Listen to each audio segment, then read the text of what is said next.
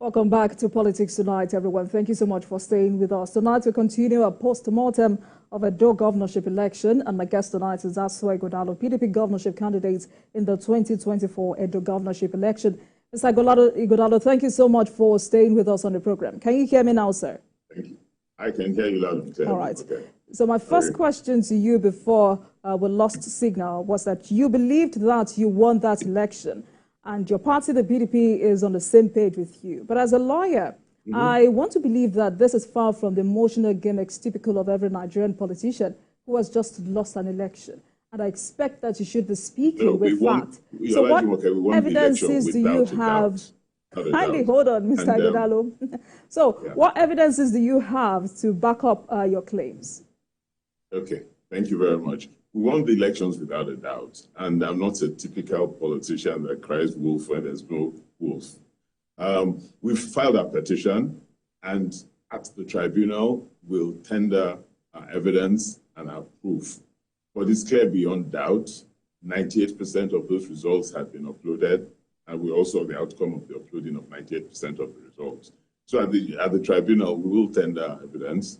I've been a lawyer for 40 years, and I'm not one of those lawyers that will go chasing where there's nothing to chase.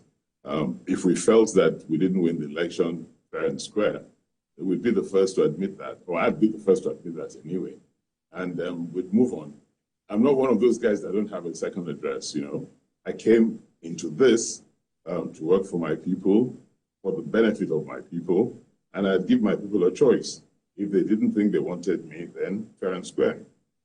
So without a doubt, without a doubt, you come into Edo State, it's like as if the people are in mourning. But by God's grace, we'll reclaim our mandate after we've gone through the tribunal.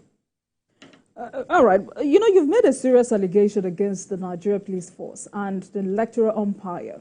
From what I know, you accused the All Progressives Congress in the state of colluding with the Nigeria Police Force and some compromised officials of INEC to manipulate the election results. So how many polling units were you rigged out? Is this a case of overvoting, or at what point did you think you were rigged out? You know, if you look at the processes that day, there are parts of the processes that worked well.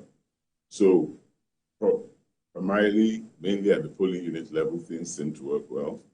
A lot of the uploading at the onset seemed to work well. And that's why we could get up to about 98% uploading. The problem started at the local government collation centers. And that would be about 9:30, between 9:30 and 10 on Saturday night, when it was clear to the APC that they lost the election woefully. And so you saw policemen going into collation centers at local government level, tear gassing everybody, sending out collation agents, and then insisting that all the collation should be moved to the INEC office. You jump 2 steps in the process, going by the electoral law and the guidelines. And that's not the process. Worse still, they moved all the collation into the INEC office. They did not allow the PDP collation agents to be represented. APC agents went in and out of the INEC office. PDP agents couldn't go in. I went to the INEC office and they didn't let me in. And I introduced myself as a candidate. All agents are my agents. So if nobody else has a right to be at the collation center, I have a right to be there. They didn't let me in. My deputy came with me. They didn't let us in. But I was standing there and I saw APC agents, policemen, INEC officials going in and out. You know, the sad part of this whole thing is this. Anybody that captures INEC and captures the police has captured the Nigerian state. That means that the people of this country do not have a right to choose their leaders, regardless of what their leaders do. So all you need to do, like some people have now done, is wait and capture the police and capture some parts of INEC or some rogue elements in INEC. So when other people are out campaigning, convincing people why they should vote for you, presenting your manifesto, spending all day and night talking to farmers, talking to market people, talking to business people, encouraging people as to the future, talking to youths as to why they should stay with the democratic process, encouraging them not to lose faith, to continue voting. Some other people just wait for you, and they spend their time capturing rogue elements in the police force, capturing rogue elements in INEC, and that's all they need to do. I think that's the beginning of the end of the democratic process in this country. We've seen it happen in some states. It's now happened in Edo State. It probably will happen in Ondo State. And I don't think as a country we can continue that way. Democracy is to allow or you enable people to choose their leaders of their own free will. And if you want to continue serving the people, then you work hard for the benefit of the people. You don't go and wait, capture INEC, capture police, and insist that you must impose the kind of governance of the kind of people that will govern on the people. It won't work. It can't continue. All right. Mr. Ighodalo, I'm sure you know it's your word against theirs, but it's almost a month since that election took place. But as you gather your documents and evidences from the declaration by INEC, APC garnered 291,667, while you garnered 274,247 votes. So from what you have now, based on collation from every sources available to you, what was your overall figure? We'll say that and state that at the tribunal. You know, what I can tell you clearly is that through our petition, through the process, and through the evidence we'll provide, we clearly won the election. And at the end of the process, we are confident that we will be declared the outright winners of that election from the evidence that we provide, the untampered evidence. If you notice, and you go on IREV and you go on the INEC portal, you will notice that things have changed since the 21st. They change things, post things, remove things. So you know there's a lot of tampering going on. But we have our evidence very clearly, and at the tribunal, we'll tender the evidence we have, and we'll take it on from there. So we're very confident, and that's why we keep telling our people in Edo State to stay calm, to stay strong, to have faith, to have hope. We also believe that the judiciary gets it right most of the time. The judiciary is the last hope of the common man. But Mr. Ighodalo, you're not answering my question, because you just said that you were rigged from the polling units to the ward and then local government. So I'm asking, from the sources you've been able to gather, from the available sources with you, what exactly is your overall figure? If you're claiming that you've been... that was the first answer I gave you. I said that the tribunal will provide that answer. I'm not going to try my case on this program. At the tribunal, the answer, that's exactly what we're going to do at the tribunal, provide that answer. Okay. That's what I said. At the tribunal, we'll provide that answer. All right. So are you confident that... By the time we go through the process of our petition, we'll get to our final figure, and we'll get to the final figure of the APC. Right. So are you confident that these figures or the evidence you have is enough to get the victory you seek, or at the end of the day would be regarded as an abuse of court process or lacking in merit? Oh,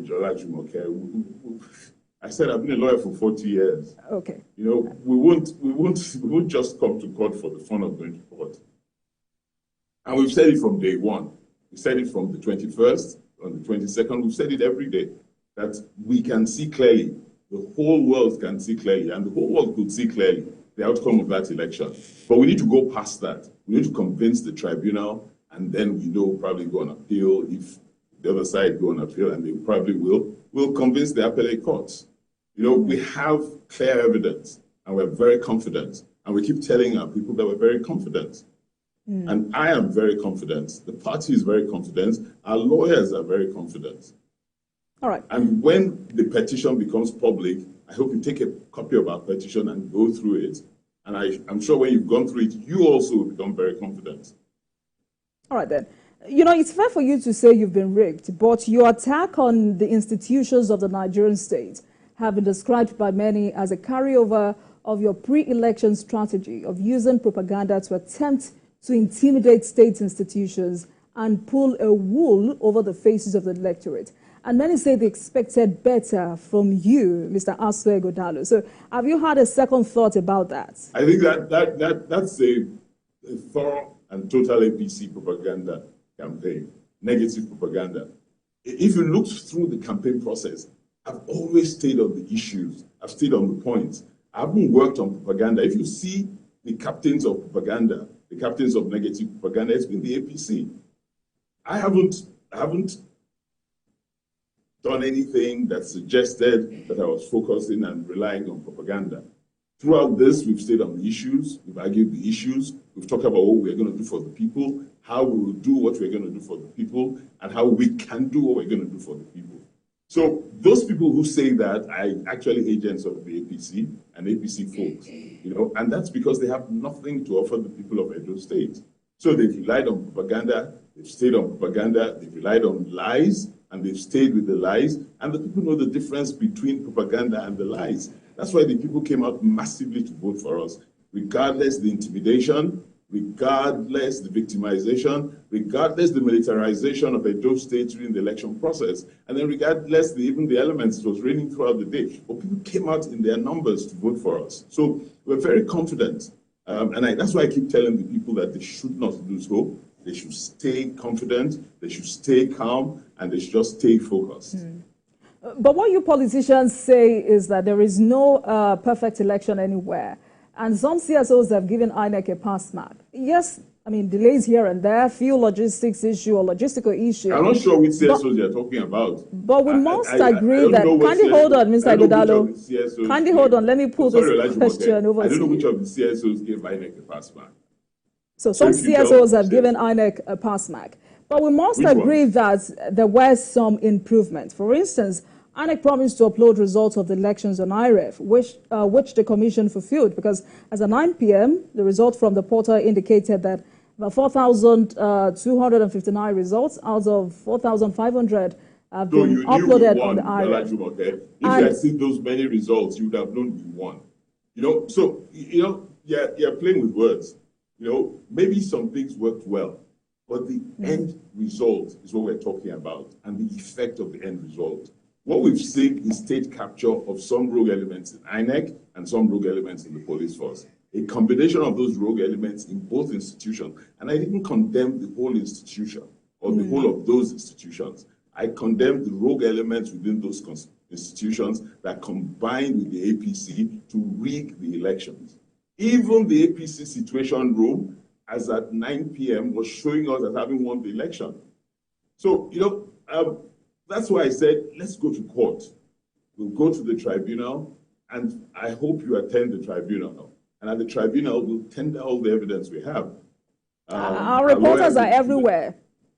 Good. I expect your reporters to come, and they'll report the proceedings. All right. So we're very confident. So all I just want to keep telling our guys is that guys should have hope. Olajumoke, we need to be very careful in this country. We worked hard and we fought hard for democracy, and we want democracy to succeed in Nigeria. I was one of the people that fought hard for democracy in this country, and it'll really pain me if by the acts of people that didn't even know what was happening when some of us were fighting for democracy, we then lose that opportunity and lose that chance. Regardless forms of governance, democracy is still the best form of governance, and we need to make it work in Nigeria. We can't have folks capturing institutions of states and then subverting the will of the people of Nigeria, because it's dangerous.